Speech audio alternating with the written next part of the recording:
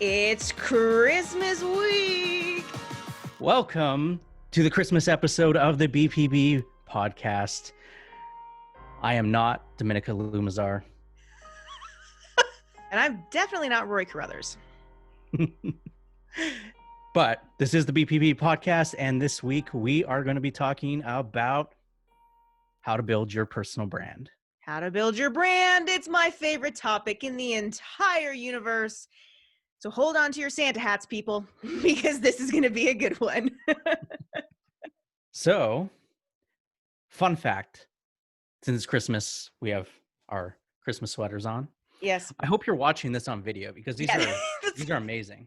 It's going to be mighty confusing if you're not, actually. So we highly encourage that you just stop listening and go to YouTube because you're going to want to see this. Rory, what is on your super ugly sweater you have on right now? I have a cat, and he's got a little scarf that hangs off. Very nice. And he's got some, what do you call this? Tinsel? Tinsel, yeah. Tinsel. Does he have booties on? Is there little booties on him too? Oh, yeah. Yeah. I don't know if you can see that. Yeah, those are booties. And yeah, this is in honor of my cat Speech, who passed away this year. Aw, R.I.P. Speech. Coolest cat ever. Aw. I do love that sweater, though. I have to say I'm a little jealous. Does yours say bite me? It does. So my sweater says bite me. I'll back up so you can see what we got going on here. It says bite me. This was a gift from my husband last year, and it's the best thing ever. I will always have this sweater. So yes, it's a little gingerbread man. It says bite me. It's fantastically hideous and really makes me smile. I'm just jealous of your hat. That's really what it comes down to. We have decorations and all kinds of fun things because it is Christmas week and 2020 is so weird. So let's just make it a little bit weirder with having our own virtual Christmas party. All right. So we're just going to jump right into it, and we're going to just immediately talk about establishing branding. Let's start with the basics here. And if you know what we're talking about, continue to listen because I feel like there's going to be a lot of golden nuggets in here that maybe you haven't thought about before. Branding changes all the time. And we're also going to talk about what it looks like to rebrand a little later in the episode if that's the stage you're currently in. But right off the bat, and Rory, I want to have you answer this because establishing branding, what that truly means is you're figuring out how to tell your story through your brand. So can you talk to that a little bit? Okay, well, when we're developing our story, we got to look at what is the story that we need to actually share with people? What's the thing that's going to be compelling to motivate them to have a connection with you and your business? And also, what is the story that is going to reach them emotionally that they're going to want to purchase from you and believe in what it is you're doing in your business? Right. What are some strategies that, where do you start when you're looking at developing the story for a brand? It's a great question. So I always start with why and how did we get here? So if like a client comes to me, right, and they say, I've got this great idea for a golf club company. I'll be like, okay, well, tell me how we got here. Why is that something you have an interest in? And usually it comes down to I really like golf. Okay, well, that's not enough. Let's get down to more nitty gritty. Did you grow up playing golf with a great uncle? Is there a story around how you thought of this great idea? How did you come to this epiphany to get to this point? And more often than not, there's always going to be some sort of story where it starts with it was a really beautiful sunny day. I was out on the green. Maybe I was having a couple of drinks. My family was all around me and I had this great feeling and I thought of this idea. So when you have that feeling, that's what we need to put into the brand. We need to somehow, within 5 seconds or less, and we'll talk about the 5-second rule, we need to somehow develop a story that is so to the point that has your brand message, your promise, what you're going to offer to your customers. And something that I think is so, so important, which is overlooked when brands are being developed, is what I like to call the 3 perspectives. So the strategy around this is pretty simple, but I make my clients go through this process. The first perspective to developing your brand message, which goes hand in hand with your brand story, is the customer perspective. So how is the customer going to think of what you have to offer? The second is the internal perspective. Does it feel true for you? Or were you just out on the green one day and you thought, this would be great, let's see what happens? Is it something that you're going to be wanting to do every single day? You got to ask yourself that. And sometimes, like at this stage of the conversation with my clients, they go, no, and then they scrap it and move on to something else. So we have to ask ourselves these bigger questions.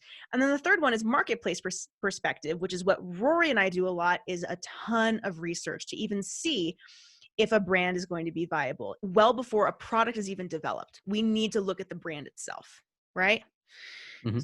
So what do you do, Rory? What do you do with your clients when they come to you and they're looking to get a brand off the ground? We're looking to strategize around, first off, image and appearance of, what the business is going to look like. Also, titles of products. Like how can you title something that is going to instantly capture the attention of someone who's going to be, finding out about your product? Yeah. What we're looking for is to get specific, right? So if it's golf ease, that's not very specific. What do you mean by that? Something more specific is how to shoot under par.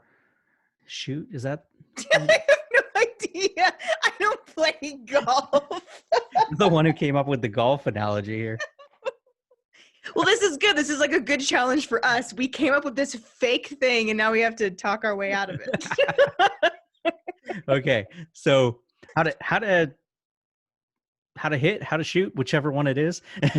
Whoever plays golf, will you please message us? Because Yeah, under par yeah. in under 30 days in 3 simple steps, something like that, right? Or like increase your backswing Yeah, right? exactly. Like, That's yeah, golf. even getting more specific, right? Yes. Yeah. It has to be more specific. Yeah. How to hit a line drive There you go. with one quick adjustment, something And like that, I right? like it. So I mean, we're talking about like a little bit how to, as opposed to like a product brand, but what we're looking for is the thing that's going to explain the process, and it can be a branded process, right? So the 7 habits of the highly effective golfer, Very nice. right? Very nice. When in doubt, put a 7 in front of it. Right. Mhm. Yes. So when doing that, you're letting the person that is, looking at your brand, or your product, know instantly that it's for them or not. Right. Exactly. When I think of branding, whether it's developing a new brand, doing a rebrand, launching a new product for a brand, I always think of it like a handshake. When we used to be able to give handshakes, right?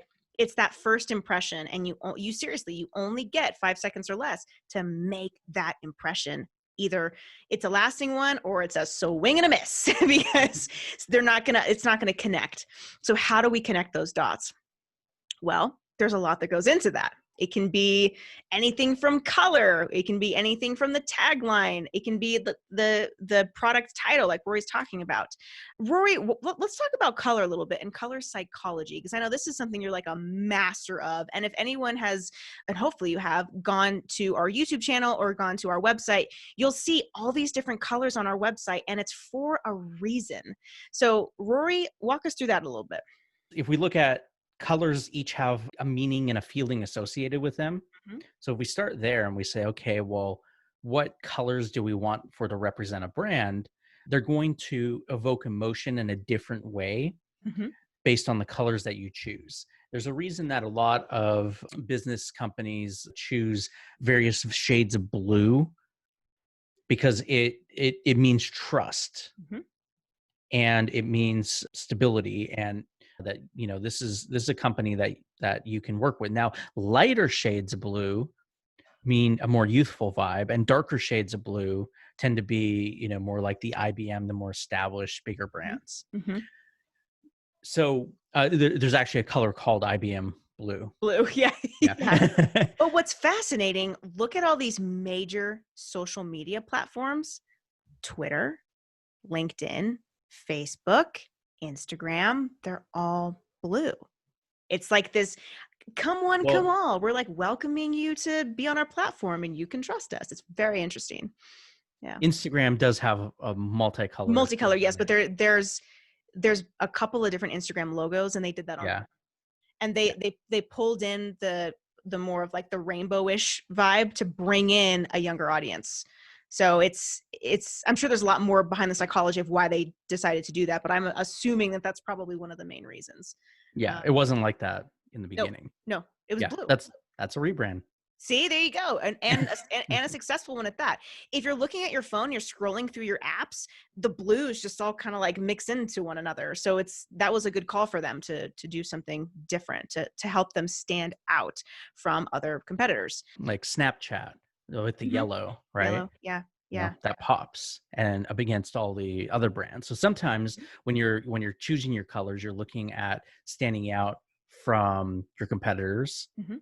And sometimes you're trying to evoke a certain emotion. Like red can mean passion, but it can also mean anger. So you Mhm. have to be very careful. And there's I'm always different gonna get. shades of red, so you pay attention. And a lot of companies will go through testing different colors and different Mhm. logos, and they'll get feedback. Now if you're in a business where you're just building your own brand online, you may have to go the route of putting something out there and seeing how it does. Mhm. I'll give you an example. So I tested this when I used to do proposals for my business many years ago. I tested changing the colors on my proposal. So my main brand logo is blue, but on my proposals, for whatever reason, I had put red, Mhm.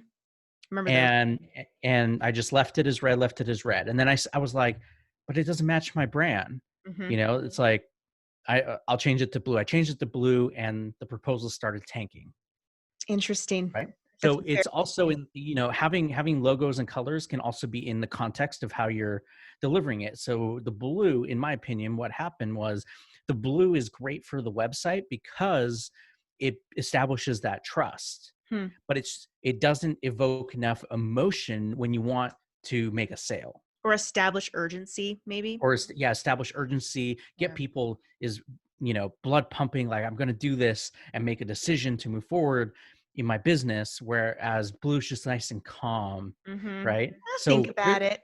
yeah, Yeah. there's like little things like that. Now why did Mhm. we choose orange as our BPB logo brand? Well, you and I were very established from the beginning. We wanted it to be bright, and we Yeah. knew that orange is a very good call to action color.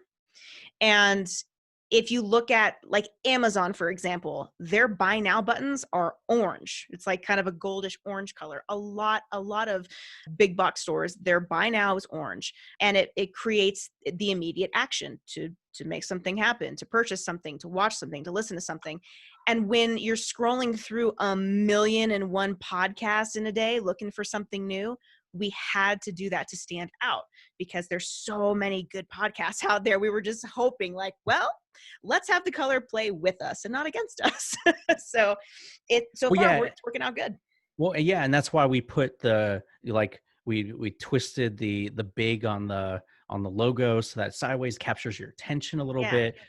We're just trying to think of like how do we make this stand out, still be true to like, Who the we are. business world, but Mhm. also stand out so that it'll capture people's eyes. And now, if you've been following us on YouTube, you'll notice that we adjusted some of our brand to have much more brighter colors in the background of our title cards to capture and to have different ones every episode Mhm. so that people can instantly recognize, oh, that's that episode. Mhm. And it gives us also data to work with to go, oh, some of these colors are in certain contexts are capturing people's eyes. So Yeah. back when we were building brands years ago, we only had to look at things in the general, this is what we want the colors for the business to be. Mhm. But as you're building brands these days, you have to look at it, okay, you have your main color or a color palette that you're working with, Mhm. but then you also have contextual colors of that you're using as part of your brand to stand out depending on the platform that you're promoting on. Well, it's not just the platform, it's also your target audience, right? So Exactly. Yeah. just because I might really love, let's say, purple, Well, my target audience, my main target demographic is typically these larger corporations. And for whatever reason, it's usually men like between ages like 40 and 65 that I work with. And so purple's probably not going to be the color that's going to like help my business grow just because I might like it. So it's important to look at those things. It's like, yes, going back to the brand message perspectives, right? Where you have to look at the internal perspective, it's okay to not put all of yourself into your brand, right? Pick maybe one or two things you like. The font is also very, very important. A scripty font versus a serif font, it makes a huge difference. If I see big block letters, my brain immediately goes to, oh, it's something that's youthful. It's something that is geared toward a younger audience. If I see something that's like overly scripty, where it's kind of hard for me to read, I'm thinking that's probably like a gourmet food something, or a winery, something in that category. So fonts really make a big difference. So take the time, really take the time to do the research for your brand. Now, it's okay if you don't absolutely love your logo. There are so many different times for myself, I know Rory too, where we have gone through so many different logos where it's like, I didn't like it. Let's change it. Let's just change the whole thing and see what happens. It's okay to do that in the beginning, but it is important to not do it all the time. Like, give yourself the grace to like do it once or twice, land on something you like, and then roll with it. But another thing that's important to note here is that sometimes we have to age with our target demographic to continue to get reoccurring income. So what that means is maybe you've had a really youthful logo and your clientele has been all these, youthful individuals that are now moving into adulthood. Well, maybe you need to design something that's a little more up to speed with where your audience is going. You have to grow with them. So that doesn't mean go crazy and change everything. A couple of tweaks here and there, it shows that you're paying attention to your target demographic. And so the next stage is testing. And Rory and I love this, right? We test, and test some more, because without testing, how the heck do we know what to do? So Rory, what are some ways that we test for brands to put them out into the marketplace? Well, first off, I also want just to mention one more thing, is that clarity, being able to read logos is really huge. Now, we Yes. talked about sometimes scripty fonts with luxury brands. The majority of luxury brands, if you actually look at them, you can still read Mm-hmm. their logos even when it's very small, Yeah. or from a distance. And the reason that you need people to be able to read it so they can instantly recognize it. Mm-hmm. If it's too scripty, or or the font just with the letters that you have for your name, it just doesn't work for some reason. The spacing's not right, and you look at it and you start just glazing over, like I don't know what this is, what this is trying to say anymore. Like, you have to pay attention to that, because people are going to look at that and they're just not going to have any clue what the name is. Mm-hmm. Mm-hmm. And you have to be careful with letters that sometimes might end up looking like other letters, Yeah. right? And Yeah. then they'll be, if they have to take a double take to understand what your business name is, then you're losing, Mm-hmm. right? Yes. I'm laughing because I see it a lot where clients will come to me and say, "This is our new logo." And I'll just go, and they'll look at me like, "You don't like it?" It's like, I can't read it. I have no idea what this says. So yeah, don't put your marketing people in that position to break your heart. Just pick a good font. So testing. Yeah, testing. So testing, man, there's multiple ways to do it. I mean, there's places online that you can actually just send logos out and have like 50 or 100 people give you their Yeah. responses on it. Their honest feedback. This is Yeah. important, guys. Do not think that the testing ground is good when you're sending this to family and your closest friends. This has to be from either perfect strangers or people who have been your paying customers before. It's okay to do surveys and ask them if they like something, but do not go to your family and say, "What do you think?" and then make that your deciding factor, because it might not be the best decision for your business. Yeah, and I'll say that they're not like even the people who give you feedback, they're not always going to be right either. Of You course. know, No, of course. you have But you have to balance that. But if you're getting stuff like what you're looking for is things like what is the name of your business? I can't read it. Things like that. That's mhm, going to be pretty universal. mhm, If you see a trend of stuff like that, you got to pay attention to that. Contrast with colors is a big thing. mhm, So, say you've got like a brown background with a black font, that's probably not going to stand out very well. And people are going to have a hard time, if they have to look in and squint to try and see what the font, what the title of your business is or your process or whatever it is, then again, that's an issue. The contrast is also going to come up in context of where you're using your logo, right? So let's say you're putting out a PDF mhm. that has a black background on it. Okay. Well, you're going to use probably a white version of your logo. But on your website, if your website's white, then you might be using a black version or a color version of your logo, right? Mhm, So again, context also matters because you need to create that contrast so that it'll stand out. mhm. So another thing to think about as far as luxury brands is that very few luxury brands have very vibrant, bright colors. Red, red, white, and black. That's it. So there can be a pop of color, but it's usually like a very bold, and that's it. Yeah, So single single color. color. Yeah. Mhm, Yeah. But in most cases, you look at most luxury brands, it looks classy because they are using blacks, whites, mhm. silvers, golds, things like that. Gold. Yeah. Yeah. So if your brand lends itself to that, or if that's how you want to be perceived in the marketplace, you can use that to your advantage Mhm. because there are preconceived ideas about what colors represent. So you can use that to your advantage. And if you're wanting to convey that you're like the luxury brand of this, then have your logo tap into that Mhm. and set yourself apart. Now, then there's the whole creative aspect where, yeah, maybe you can have that pop of one color just to really stand out. Mhm. But you've also got to understand that when you're building a personal brand online versus a company that has millions and millions of dollars that they're investing in their advertising, they can they can buy their way into people's minds regardless of their logo sometimes. Totally, with the right marketing and positioning. Yeah.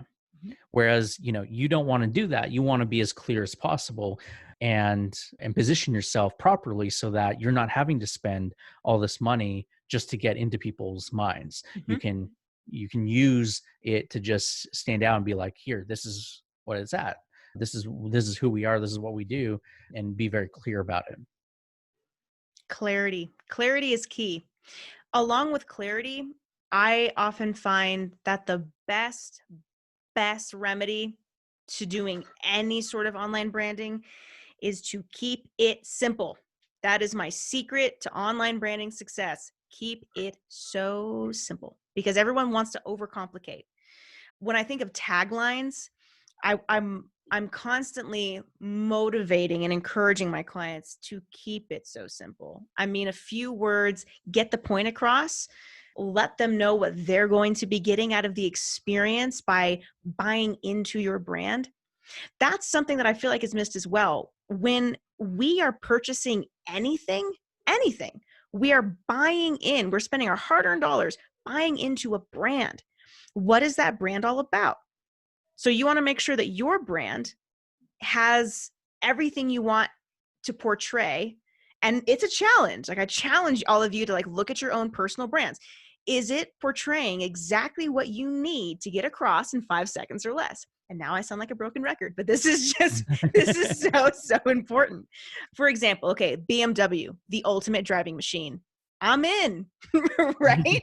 It tells me exactly what it is. It tells me exactly what I'm going to be getting out of the experience when I get into my Beamer. I'm going to have the ultimate driving experience and it's the best machine ever, right?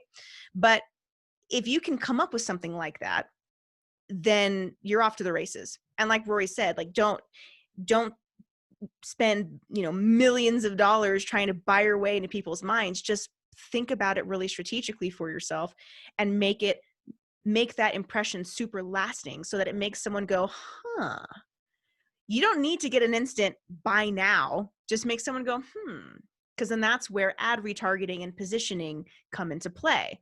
So let's talk about ways to get brand exposure. We get this question a lot, a lot. Like, what are the best ways to get my brand and my business online? First and foremost, social media platforms are free.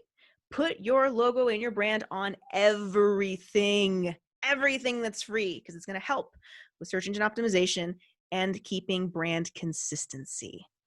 What other ways, Rory? What other ways to have some online brand exposure? Images, Mm-hmm. as many images that you can put out. Other, if it's your personal brand and you are the brand, then as many images of yourself that you can. Some of these are going to be your everyday life. Some of them will be business based. Some of them will be, photo shoots and things like that you're putting together. But the thing is, and not because you don't want to get too overwhelmed with this, but you can repurpose a lot of stuff to work for you. Well, let's talk about that and how you and I do that with the podcast. That might inspire Okay, some people. sure. So we start our whole repurposing right here with what you're seeing right now, if you're watching this. So if you're not watching this, that's okay. That's part of the repurposing that we've done. We record video at the same time we record audio right there. So now we've got two ways to get our information out. We take clips of the video and the audio that we use for promotions. We take quotes from things we say and turn them into quote images. That's right. We also take, there's transcription. There is photos that we take while we're doing the podcast Screenshots. or right after, What else do we do? The thing that I love so much about the way that we repurpose is once the transcription is done from this, I can pull out so much of that information to use for social media quotes. It can get turned into a blog post. It can get turned into pretty much anything. And nobody would ever know that that came from this one episode unless we say that. So there is a mountain of information just in one podcast episode that we can repurpose over and over and over again for years to come. So we are all about teaching our clients to work smarter, not harder. And this is one of the ways to do that. But you just have to be thinking bigger picture to set these things up ahead of time for yourself. And I'm not going to lie, like doing the podcast stuff, I'm sure Rory can back me up on this. It's a lot of work. But now that we are on to episode 20, this is episode 20. It's amazing. We are getting into a rhythm. And so if you decide to do this sort of content creation where you are repurposing, you will find what rhythm makes sense for you and your business. Just think about it like this, okay? Let's look at a musician, okay? Now, if they're releasing a new song, they don't just put the song up and say, there's that. What do? They make a music video. Yep. They make a lyric video. Pre-promo. They make a playthrough video of, them playing the song. They do a stripped down version of it. They do remix version of the song. Mhm. Then they go, and then they, when bands can actually tour, they go out and they perform that same song over and over and over again to get it to people and create an experience for them. So you think about that. So they created one thing one time, and it just continues to snowball into all the other things that they can do. They write the lyrics so that people can find the lyrics online. They create music books so that people can learn how to play the songs. I mean, it just goes on and on.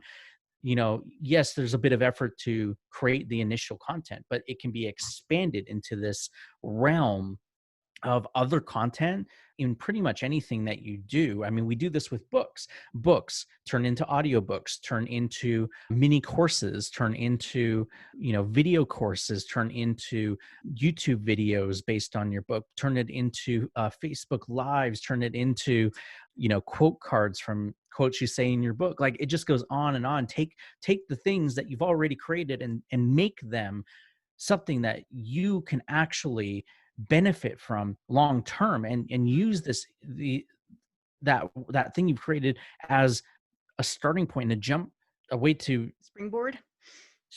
Thank you. To springboard all the rest of the promotions and things that you're going to do. Yeah. I'll take it even one step further. For those of you who haven't picked up on it yet, who follow me on my personal Instagram at Dominica, just about 95% of my posts are just passages from my book. Like why reinvent the wheel? I've already written the book. So I just grab it from the PDF and I stick it in as my caption and it's great. So yeah, if you have a book, the power of repurposing is very big. Yeah, and you can outsource some of this stuff too if you want. Mhm. If you're like, oh, I don't have time to do that. Well, you can actually send your book to someone and say, I want you to go through and I want you every time you use a quote, highlight it in the book that you've used it. Make a quote card and then you're going to post it on my social media. Yeah. And I want you to post X number every day, every week or something like Hmm. that. Right? I mean, you're giving them years worth of content that and things that they can be doing just with that one step there. Yeah, absolutely. We got on this topic talking about brand exposure and the ways to do that. And this is just an amazing way to do that. One of the most challenging things that always come up for clients and business owners seems to be the timing, like Rory was saying. So don't work as hard. Just do it once, repurpose it, move on to the next thing. But we all know that being online and playing into the algorithm is really important. So along with doing all that content creation, the power of positioning that creation is really important. And I know, Rory, you're a master at that. Well, okay, so positioning is all about how you're presenting yourself in the marketplace. Mm-hmm. Okay. So you got to look at, what is that perception that someone has when they come to your website? Does your website look credible? First off, do you look legitimate? Okay. And there's certain factors that go into that. Okay. Is your website secure? Let's start there. Oh, Okay. please, everyone, SSL certificates these days are practically free. Get Yeah. it from your host. Most hosting companies, good ones, will include them for free. Yeah. And so you just have to, check a box, flip it on, make sure it's turned on. That provides a level of trust and credibility, right? You start there. I'm sorry. Crusty credibility Crusty credibility. provides a level of crust. I'm sorry. So when you have your crusty credibility, Okay. What did I so rudely interrupt you about? no clue. This topic. Positioning. Whew. Other ways for brand exposure. Social media brand consistency is very important. It's one of the things that I see so often where it's not consistent, meaning let's say it's your face, or like a headshot or a professional looking headshot, and that's on Facebook. And then you go over to LinkedIn and it's your logo. Okay. Or you go over to YouTube and let's say everything's green when your logo is blue on LinkedIn. Like it just doesn't make sense. So it's important that you stick with a theme and roll with it. And that's a great way to start your testing process where you don't have to pay anything. You just need to be consistent about it, put it everywhere across the board, and then you'll be able to get some feedback and people will be able to find you. That's the other thing. If they can't find you because your logos are all messed up, that's a huge problem. Well, yeah, and people when they're going from one platform to another, they go from your website to say your YouTube channel. If it's not consistent, it creates a disconnect for them. Right. So And it breaks trust. That's another yes, big thing. exactly. So when we're talking, about your profiles, right? So we talked a little bit about like strategies within what you're doing, kind of like, like change your colors of your title cards or, or of your images or whatever it is. On Instagram, you can use, a lot of people will have a filter that's custom designed for them that they can put on every single one of their images. So it has a certain look that is part of their brand, Mm-hmm. right? And you can do things like that. But what we're talking about is bigger picture of your website, the actual profiles, your banners on your profile, your images on your profile Mm-hmm. that are, for your main thing. Let's make them all consistent or as consistent as possible, and they're all going to be like different sizes and you're going to have to design them in different ways, but the general theme needs to be there so that when they go from one platform to another, it all looks like you. They recognize the brand. Mm-hmm. And then, as you're doing your marketing, that's when you'll be testing some of the other stuff to see what's going on. And if you do a rebrand it all. Rebrand it all. Yeah. Yeah. Don't just do one platform. You have to do it all. Yeah. And Rory actually reminded me of this the other day when we were creating some new ads for the podcast. I had like a really random image. It was a very sweet image of these two little boys on like go-karts. Like, that image is so cool. Like, let's use that. And it made sense in the context of the wording that we had on the ad. But Rory was like, that has nothing to do with our brand. Like, people might click on it, but that's not what we're after. We're after people to like come to YouTube and download the episodes. And so even if something's getting a lot of clicks because it's either cute or whatever's going on, to me that doesn't say success. The success is the end result that you're really going for. It could be sales, it could be downloads, it could be a lead, something like that. So be thinking that you don't want to be spending tons of money, even if you're getting a lot of clicks. Again, right back to that trust and disconnect, right? And Rory had to pull me way back and remind me of this. He's like, it needs to be a picture of us and it needs to lead to the site, and here's why. And he's totally right. But sometimes I, see these. Well, yeah, and there's different types of advertising, right? Some of it is to promote yourself as a brand, and you want to get your name and your face and your logo everywhere as much as possible. So that's one aspect of it, because, say, example, someone comes to your website, you can retarget them, which means to show ads on social media platforms and on Google, and when someone comes to your site, and that could be branded. That could be like, oh, you came to my site and maybe that's the first time you've been to my site. Here's a bunch of stuff of, who I am.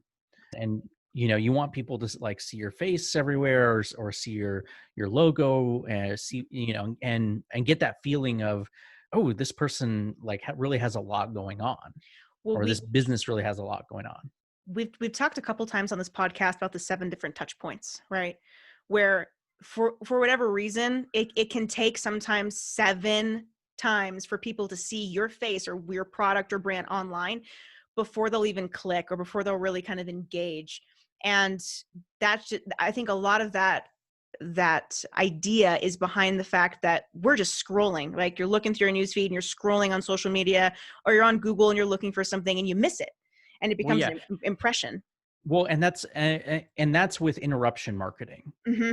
Right? So there's interruption marketing and there's intent-based marketing. Correct. So when you're interrupting people with your advertising, such as on Facebook, where they're there to do something else, as opposed to a Google search where they're actually looking for something potentially specific, like, if they're looking for best blenders in 2020 or whatever it is, right? That is going to be a signal that they are looking to purchase a blender. Right.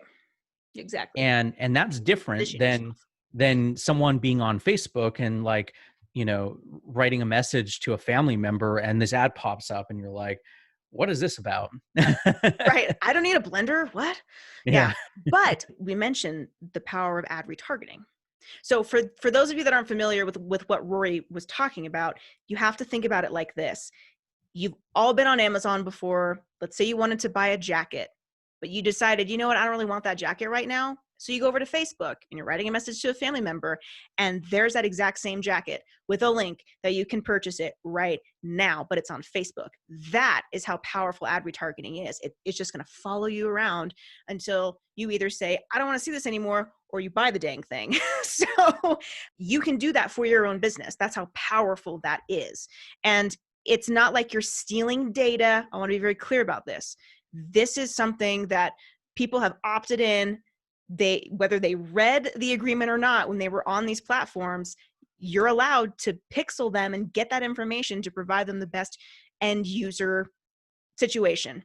So if someone's coming to your site and they clicked on golf clubs that you had for sale on your new fancy, golf business website, but they decided not to purchase, well, guess what? You now pixel them and you can retarget that exact same product to see maybe they forgot or they were interrupted by their kids or whatever it is. So you're just providing them the experience in which you're assuming they wanted to have via your website. Yeah. And what we were talking about with your brand, if they just go to your homepage and nowhere else, then you can send them more about your brand and more images just to make them more aware of you as a business. But then when they actually take a specific action on your website, say they go to a sales page to purchase something, but they don't, then that's when you drive them back to that product that they're, interested in. Yeah. And that becomes a lot more specific. And you're not, at that point, you're not branding anymore because they are looking to purchase. You just need to get them Mhm. over the hurdle. Now, I will say that in a year or two, we may not have pixeling anymore. It's an opportunity that, as part of the marketing world, that we can tap into at this point. Things are going to change. Things are already in place to change. Yeah. It's going to look different. There'll still be ways to market and stuff, but the opportunity we have right now to utilize this and to continue to grow our businesses in this way, I mean, there's nothing like it. And there hasn't been anything like it. And in the future, there may not be. So, like, utilize these strategies in your business that are working and effective right now. Yep. Do it right now. And as things start to roll out and new marketing strategies and techniques become available to us, I'll tell you right now, Roy and I are going to be on it 100%. We will share everything that we're going to learn. Because yes, Roy, I agree with you 100%. I don't even know if we're going to have it in 2 years, maybe one more year. We'll see. But yeah, things are shifting a lot. So something new will be developed. We'll be on it. Yeah. We'll learn it in and out. We'll figure it out because we have to. So let's talk about reviews and how to leverage that in your brand in a huge way. Reviews on your website. Okay. So let's look at that. The reviews that you choose to post on your website. So you may have, let's say, 100 reviews. You don't want every single one of those reviews. You want the reviews that relate to your brand, that give you the best shot of connecting with someone. Okay. Now, in certain platforms, you're not always going to have control of that. So, say someone's leaving you a review of your business on Google. All the reviews are there for people to see, good or bad, or whatever it ends up being. Right. On the things that you can control your reviews and put in alignment the ones that serve your brand the most. The people who say the things that most reflect what you're wanting people to know about your business. Quick note though, make sure that those reviews are current.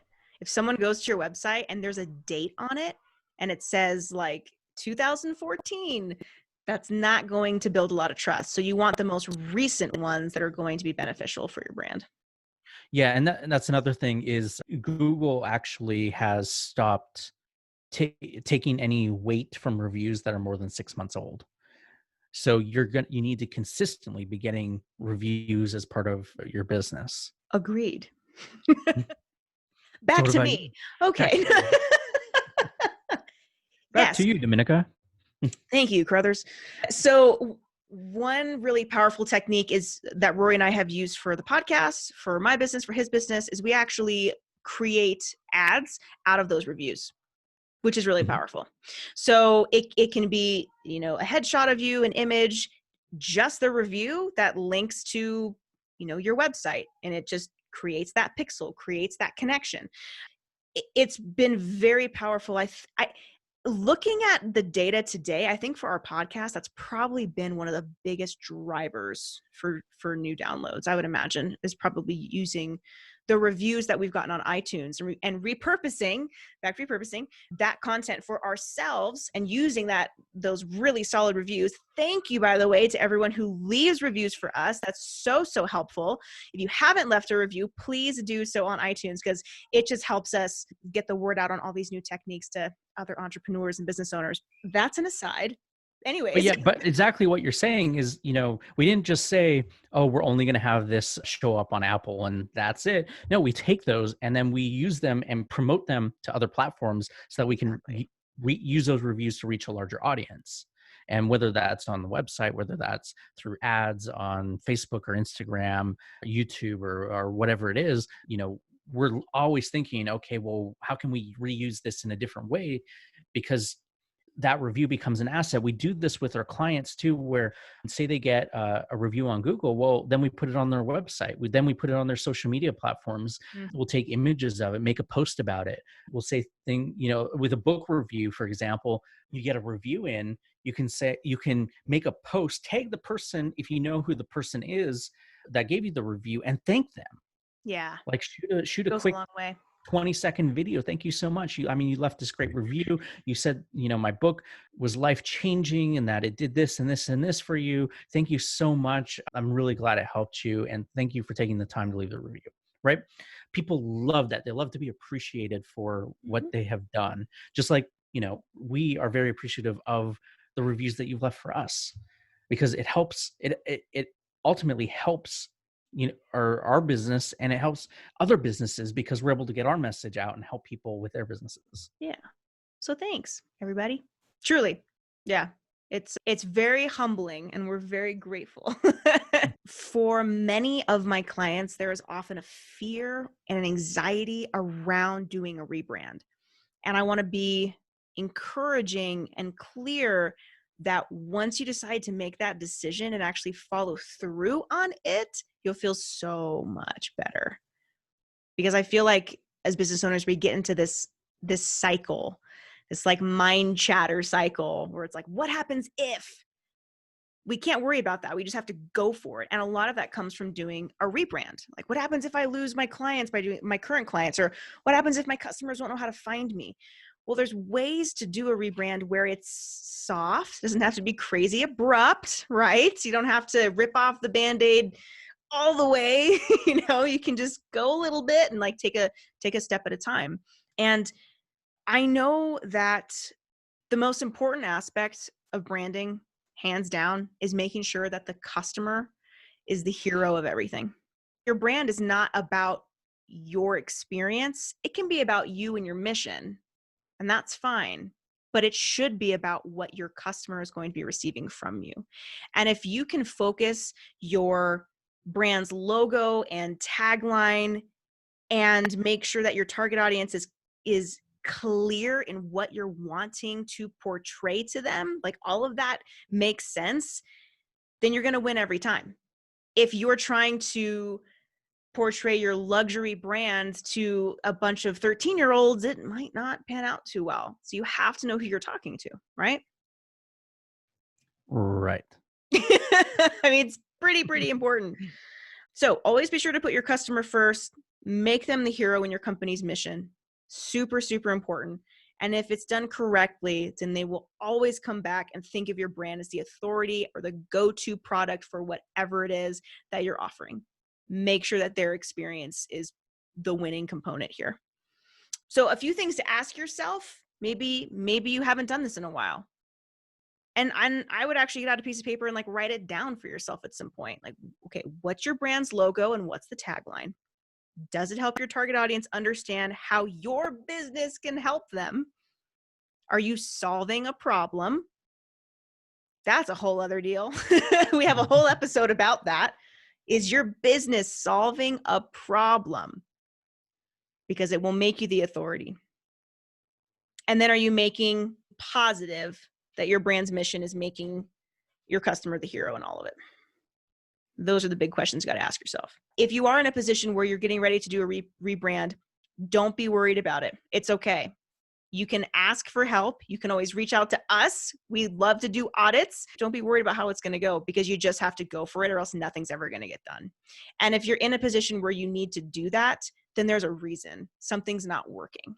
So it's the first step is recognizing that you needed to do it, and that's good. That's a good thing. Well, yeah, and if you have a fear that you're going to mess up your rebrand, first off, that's why you need to test. Mhm. Okay, a lot of companies will just rebrand something without testing, and they'll just put it out in the marketplace. And we've seen those disasters sometimes.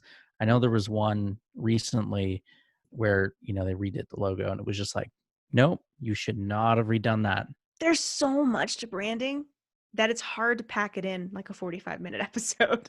So we're talking like surface level, certain aspects of building a brand for yourself and what that looks like. So if you want to go deeper on any of this, let us know, because we may need to do another episode even more, deep on a lot of this stuff. I want to just mention, like, in our online world now that everyone is doing Zoom, working from home, you know, with social media being a much more constant in our lives, and us being on video a lot more, you have to think about what is the environment that you are portraying yourself in. Mhm. How is that part of your brand? I'll give you an example. Okay. I saw this interview. It was David Spade and Jerry Seinfeld. Okay. Okay. They were, probably doing a podcast. I don't know. I would just quickly watch the video. Okay, so you've got Jerry sitting there in his office, which has this like nice background. It's got, you can see a little bit of the view off of the side. It's just his office, right? But it's nice, and he positioned himself and put his computer where it looks nice, and it had, in design terms, it had leading lines to draw your eyes to Hmm. certain things in his background, Hmm. right? But then you had, David Spade sitting there, and the way it was positioned, you could see like all the plugs coming out of his wall. His wall was white. It was just random stuff up. It was like a filing cabinet or something in the corner. It was like Oh, like mine?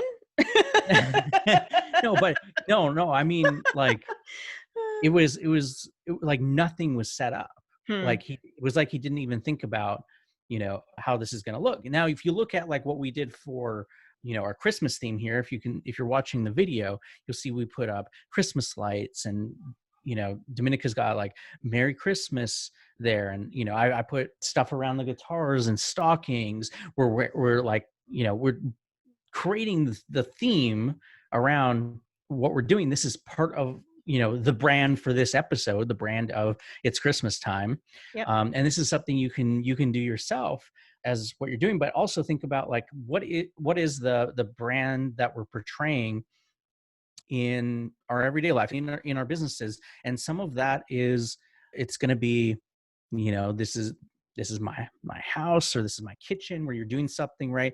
Maybe you're showing something. In other instances, it's going to be like this. For me, because I do most of my calls, my trainings and stuff in here, this I instead of having a blank wall behind, when I moved into this house, I was like, well, what can I do? Well, you know my backgrounds as a musician, I could put guitars on the wall, Hmm. right?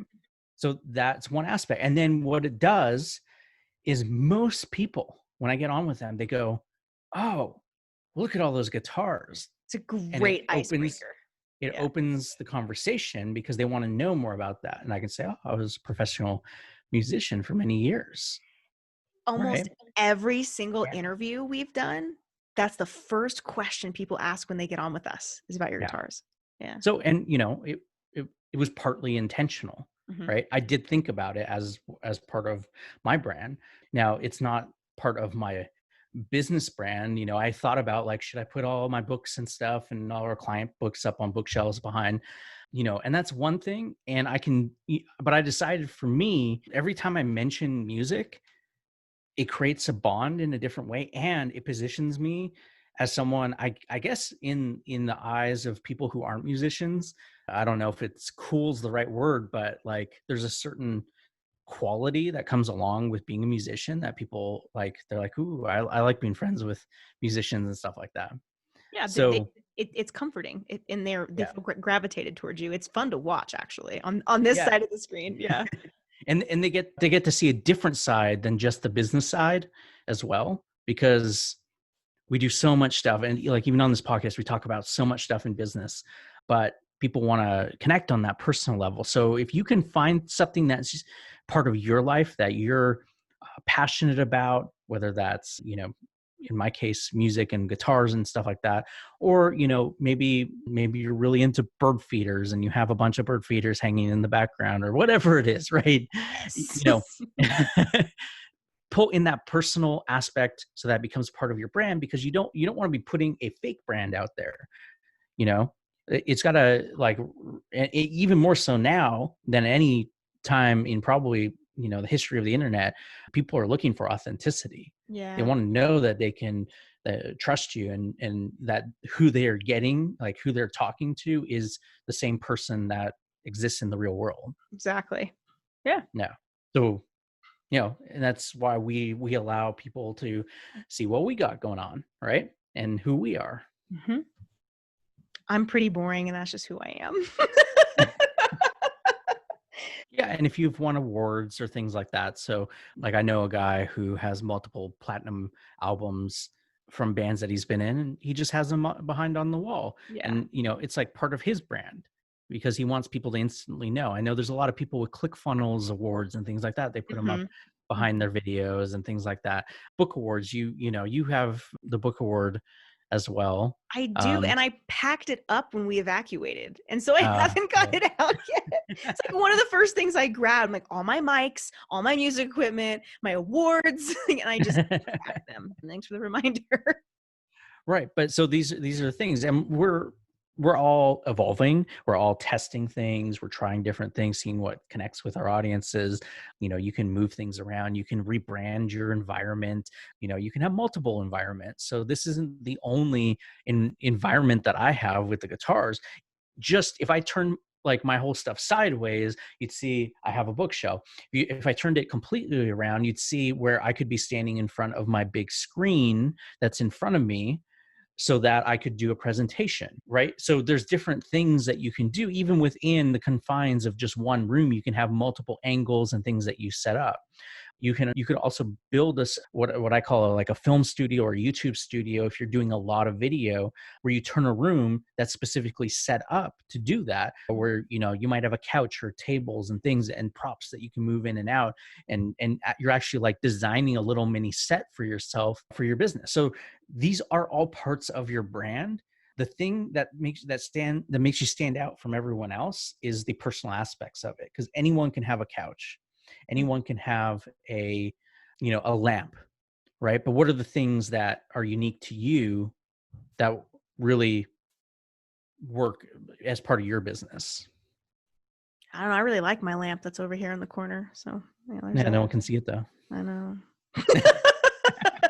If there's something that is in your environment that when you're doing a sales call, when you're filming a video, that shouldn't be there, like pay attention, like move it out of the way. Like I had a camera before we were shooting that was up because of shooting something else. Mm-hmm. Took the camera down just because it was a little distracting and it was taking away from all the Christmassy stuff. Right? La, la, la, la, la, la, la. You look very Christmassy, I must say. It's the Santa hat. It is. It is. Well, I hope that you guys have gained value from this episode, because there is so much more we could go into. But for the sake of everyone's sanity, we're going to cut it here. And if you guys would like more information or have specific questions on branding, you can always email us at hello@bpbpodcast.com, and you can reach out to us on all social media platforms as well. Anything else, Rory? Merry Christmas. Merry Christmas. We hope you all are wearing your fabulous, ugly sweater. And yes, even though this year is a bit different, I'm sure for all of us, we are just, again, always so, so grateful for you taking the time to spend this time with us and to listen and to offer feedback and to leave us reviews. So thank you. Merry Christmas, everybody. We will catch you on the next episode. Bye. Bye.